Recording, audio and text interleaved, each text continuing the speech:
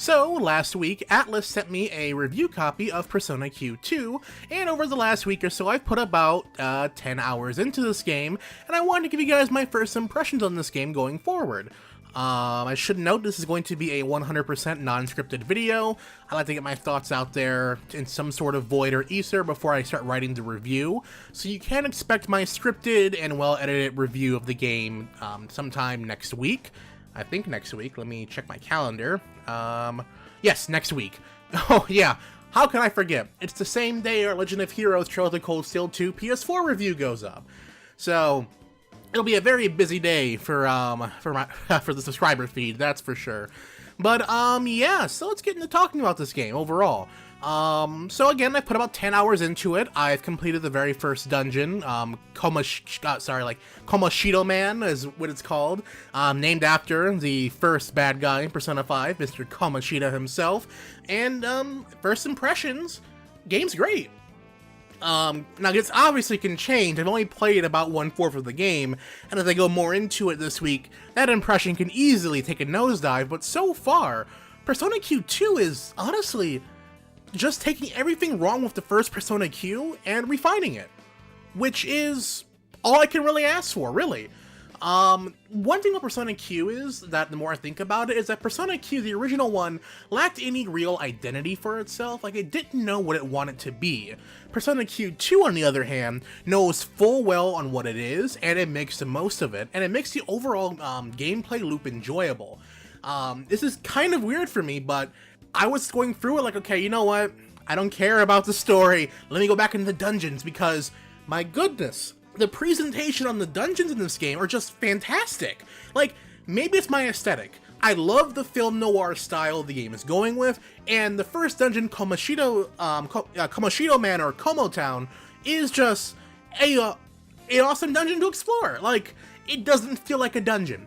That's a big thing for me when it comes to DRPGs like this. If their dungeon doesn't feel like a dungeon, then you've won me over.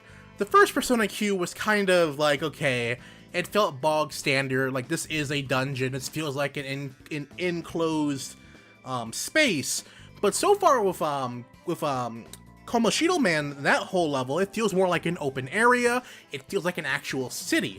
And to see that on the 3DS is honestly really impressive. Now, I'm not going to go too much into this because I want to discuss more of this in the review, but so far, the presentation value is so great, I'm like, why is this game on Switch? Like, I'm honestly baffled. Like, you know, I'm normally not the person who thinks every game should be on the Nintendo Switch. I understand there are limitations, budget constraints, not knowing there's an audience for it, and so forth. But the presentation of Persona Q2 honestly just has me in awe, and I was like, wow, there is like a noticeable upgrade in presentation over the first one, and honestly, with how detailed some of the cutscenes are, with some of the animated scenes are, there's more animated scenes in this one than I think there are in the first Persona Q. I'm just sitting there like wondering, this could have been a Switch game. Now, granted, you don't have the double screen thing where you can map out your own dungeons, but the Etrian Odyssey series is evolving to either change it or move away from it, and this honestly could have been the first game on the Switch for Etrian Odyssey to try out a new system. My point is, it's a testament to how good the quality of Persona Q2 is so far. At least in the first dungeon. That was my very first impression going into this dungeon, going through all of it.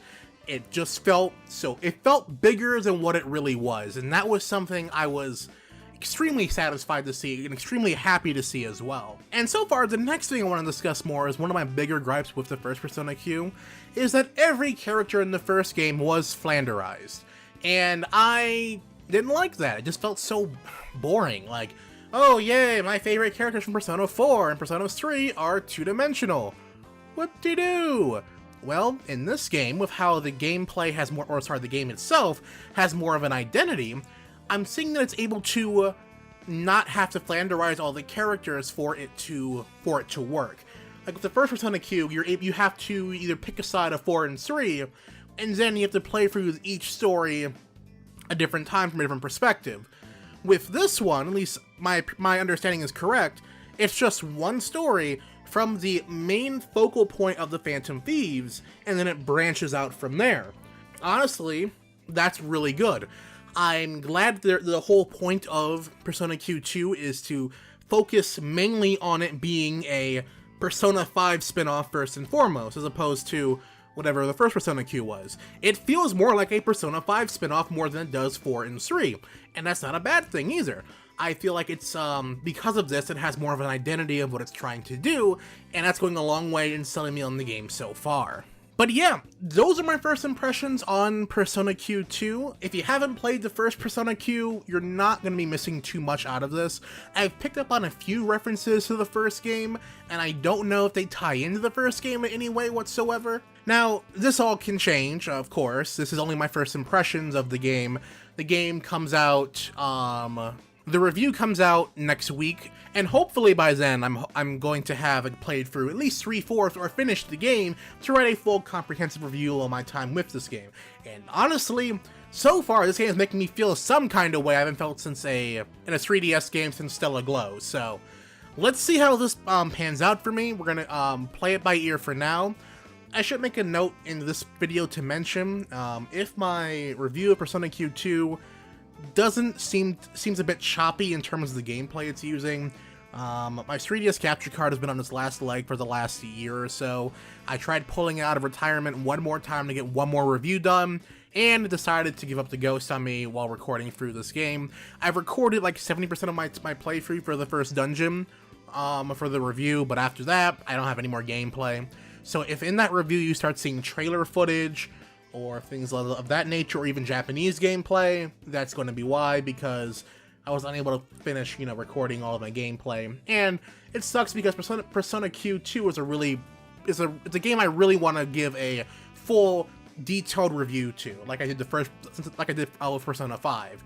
But yeah, it's unfortunate because the guy who made my 3DS capture card went out of business, so I can't contact him about the issues that I'm having. The only solution I think I can do is to completely reinstall Windows 10 on my computer, and I'm not doing that, no matter how much I wanted this review to be good. But yeah, those are my first impressions of Persona Q2. If you have any questions or comments for me about the game, by all means, leave them down in the comments section below. I'll do my best to answer them within the allotted embargo I am under by Atlus. If you're new to my channel, finding out for the first time through this first impressions, hey, be sure to subscribe for the full review that'll be up next week, and for other things like gameplay, commentaries, and more. I'm so bad at these one-off outro type things. Also, I'd like to thank all of my patrons on Patreon for making this video possible, and all of my subscribers on the new YouTube join button thing. Yeah, it's kind of hard. I think I have to give shoutouts to all these different types of people who are supporting me, and I really do appreciate it, guys. And I hope you guys do look forward to my full Persona Q2 review that'll be up next week. And until then, I will see you all, well, then.